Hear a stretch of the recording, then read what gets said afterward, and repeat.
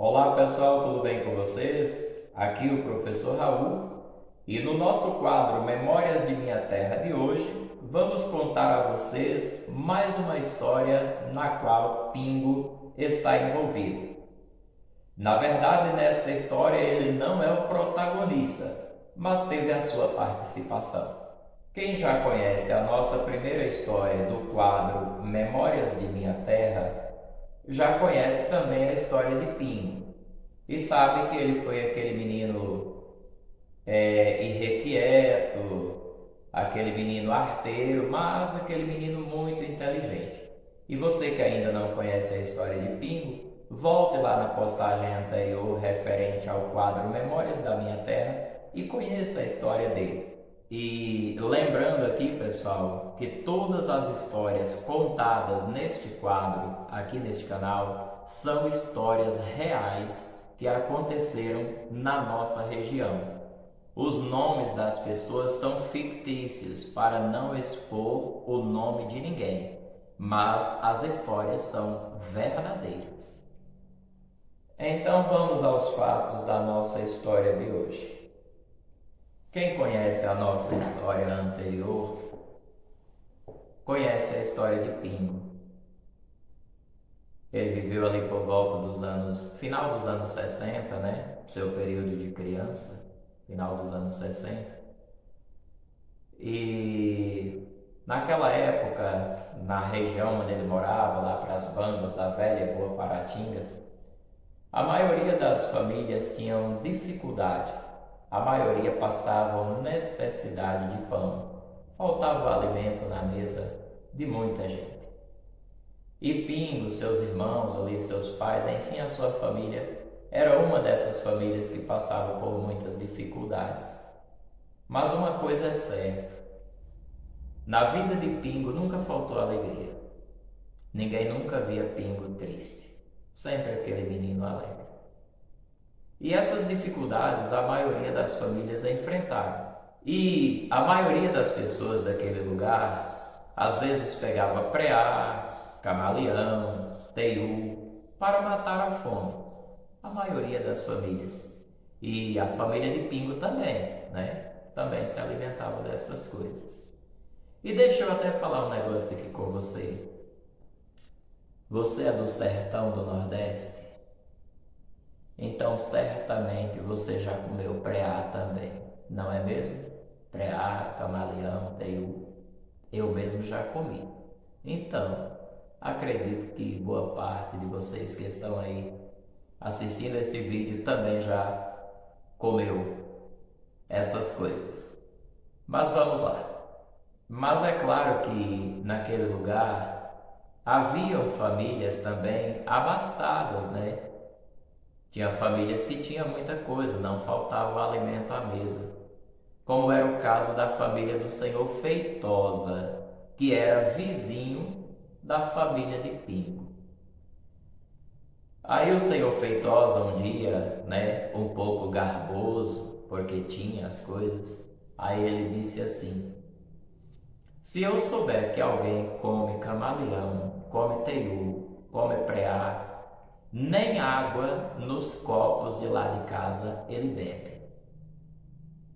E esse senhor tinha alguns filhos que eram mais ou menos da mesma faixa etária de Pingo. Ali uns mais velhos, outros mais novos e algum ali da mesma idade. E aqueles meninos ouviram aquilo e combinaram entre si e falaram assim: olha, nós vamos aprontar uma com o nosso pai. E pensaram um plano, organizaram direitinho e foram para a casa de Pingo, combinar com Pingo para concluir o plano que eles tinham pensado contra o próprio pai. Pois é, pessoal, os filhos do senhor Feitosa eram tão arteiros quanto Pingo e alguns dos irmãos de Pingo. Aí eles falaram o seguinte: olha, o meu pai falou assim, assim e assim.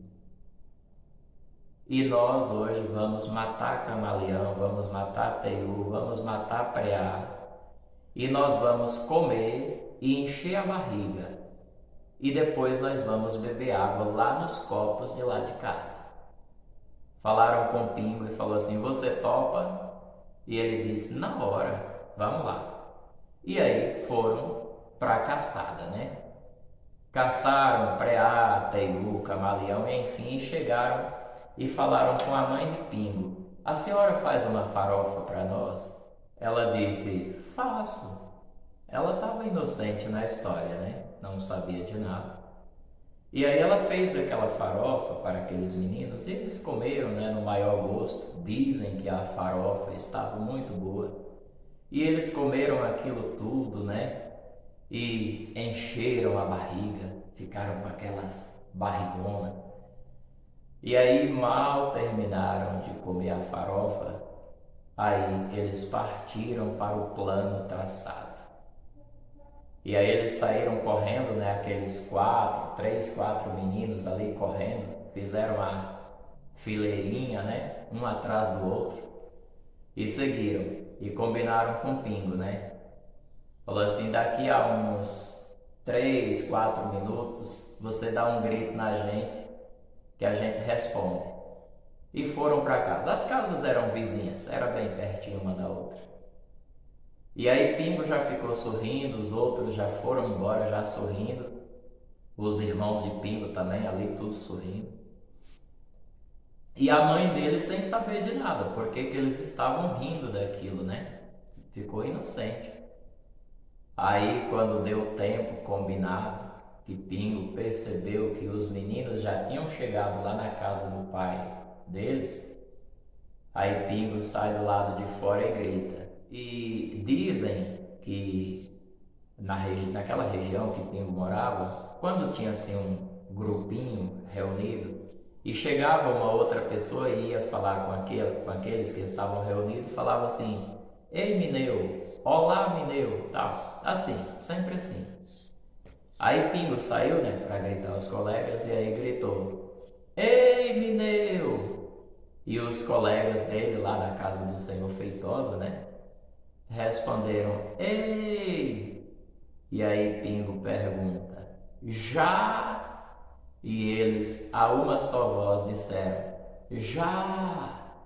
E dizem que aí caíram na gargalhada os filhos do Senhor Feitosa de lá da casa deles e Pingo e seus irmãos de cada sua casa. E o Senhor Feitosa, inocente na história, sem saber o motivo das gargalhadas. Pois é, pessoal, os meninos comeram teiu, camaleão, preá e correram para a casa do pai e foram beber água nos copos que havia lá na casa deles. Isso para vingar do pai, porque o pai disse que se alguém comesse essas coisas, não beberia água na casa dele de jeito nenhum.